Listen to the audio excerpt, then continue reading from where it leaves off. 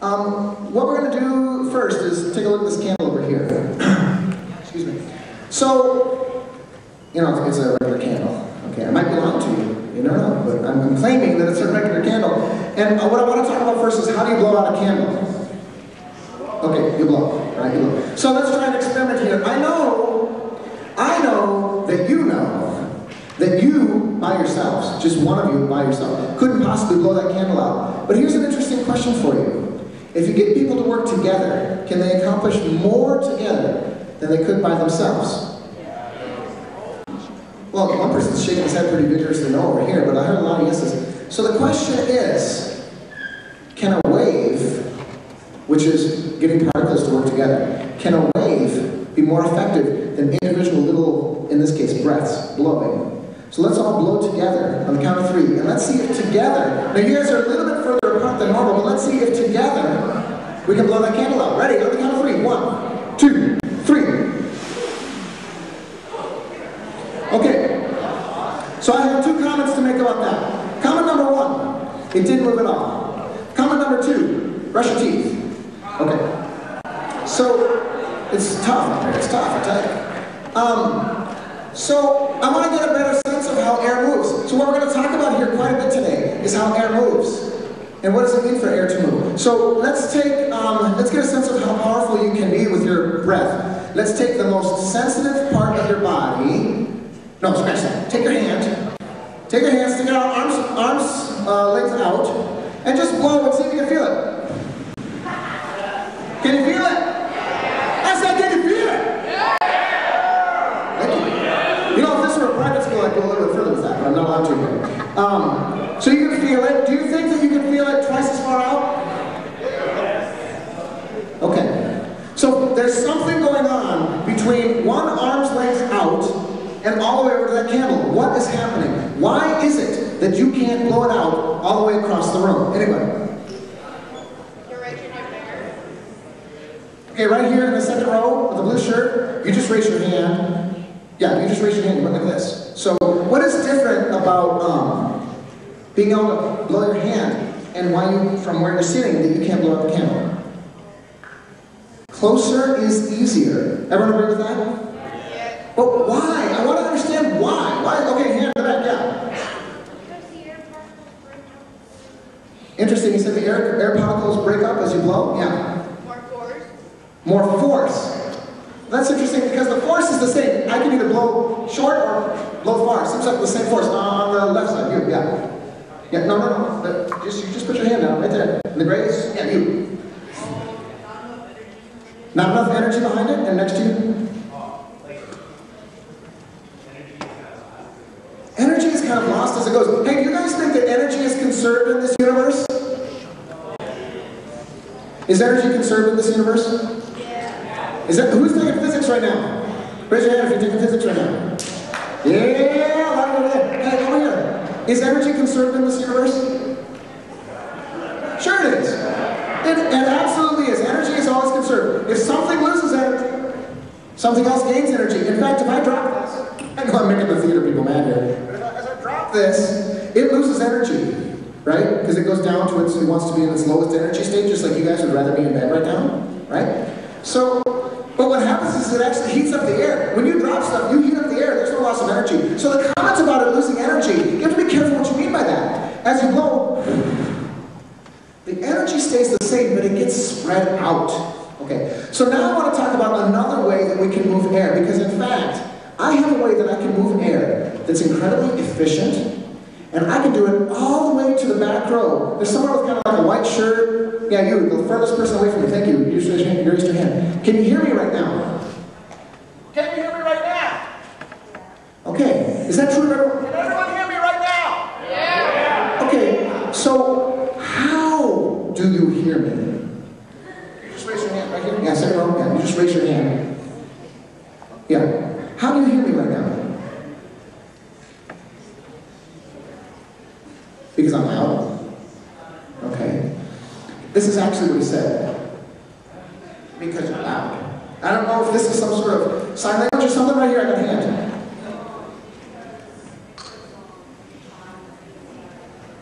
Okay, I like that. He says when I talk, I vibrate the air. Now I'm using a microphone, so it's not me vibrating the air, it's the speakers vibrating the air. Do you know what a speaker does? All a speaker does is this.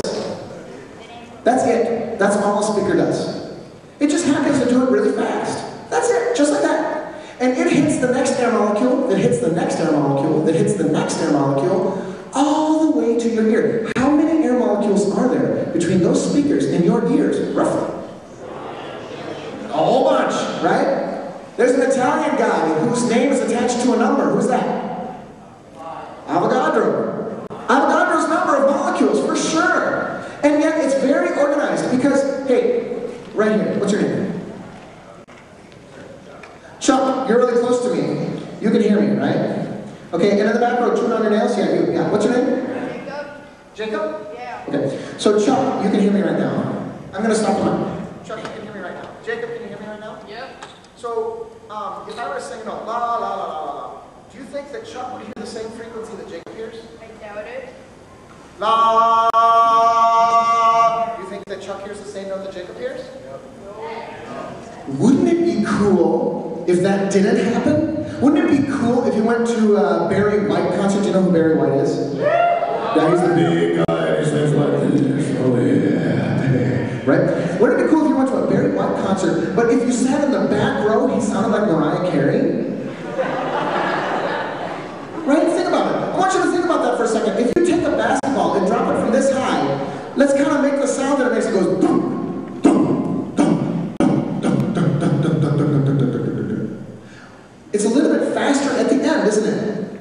At first it's dum, dum, dum, and then it gets faster. Dum, dum, dum, dum, dum, dum, dum, dum, dum, dum. Right?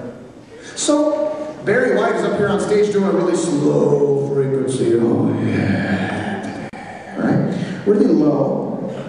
And yet at the back, Jacob back there, who's not paying any more attention, Jacob back there would still hear Barry White. But wouldn't it be weird if air molecules worked the same as basketballs? Because then you would hear different things, no matter how far back you sat. So it seems like sound is very organized. Okay, so let's try it. Let's work together. I want you to scream this candle out on the count of 3. Oh, and if you can scream louder than me, I won't use the microphone. If you enroll at Hamlin University, I'll give you an A in the first class you take with me. On count of 3. 1, 2, 3. I didn't hear anyone but myself. So, the candle flickered, but it seems like it just really mattered. Let's try again.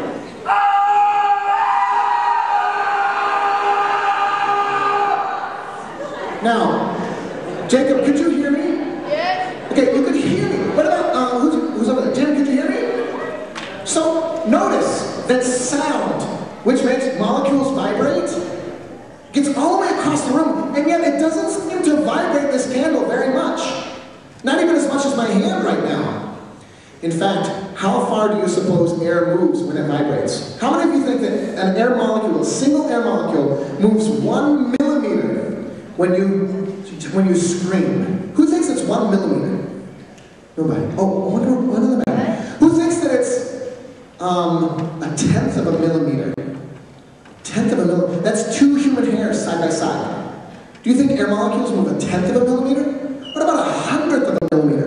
That's like 1/5 of the thickness of a human hair. You think it's that? In fact, air molecules move way less than that. It's usually 1/1,000,000th of a millimeter. Sometimes even less than that. So air molecules are hard to move. So, but maybe we're just not loud enough. Obviously, if you do it louder, you got a better chance.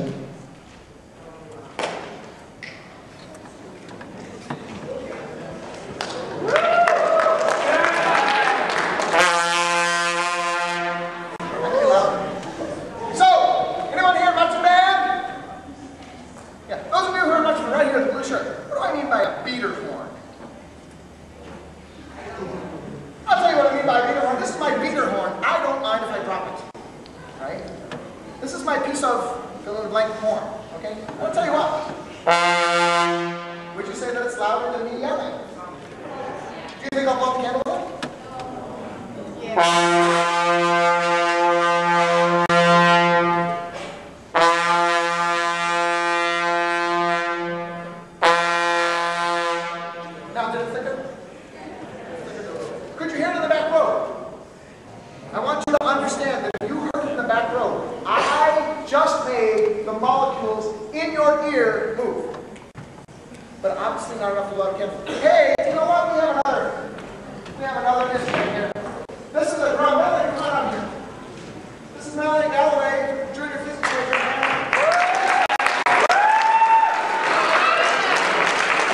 Now, a couple things you need to know about Melanie. She's a junior physics major. She's also majoring in religion. Is that right? Majoring in religion. That's something you can do to him. She's also a percussionist. So we have this drum here. Now, with a drum, it usually has a hole to let the sound out, right? Right? But this is just a garbage can. So I'm just going to put a hole in it. That's why I need the laser one. Give me a second here. I'm just cutting a hole. Okay. There, okay. See?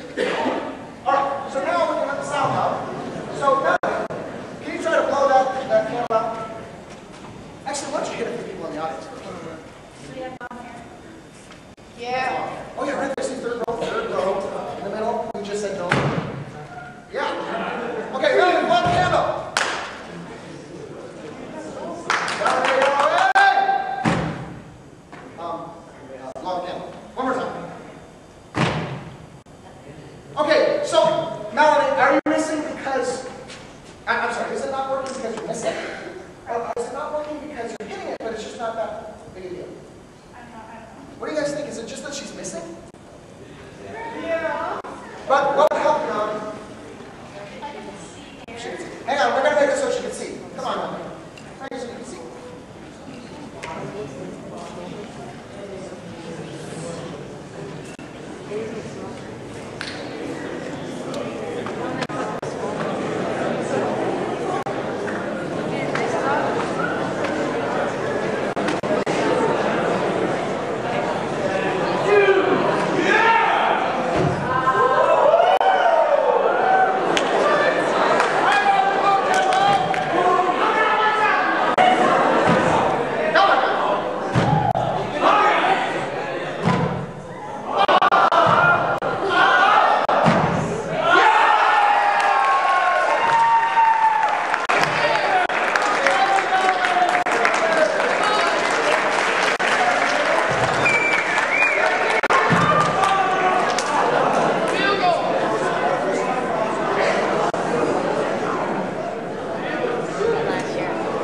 All right, you guys.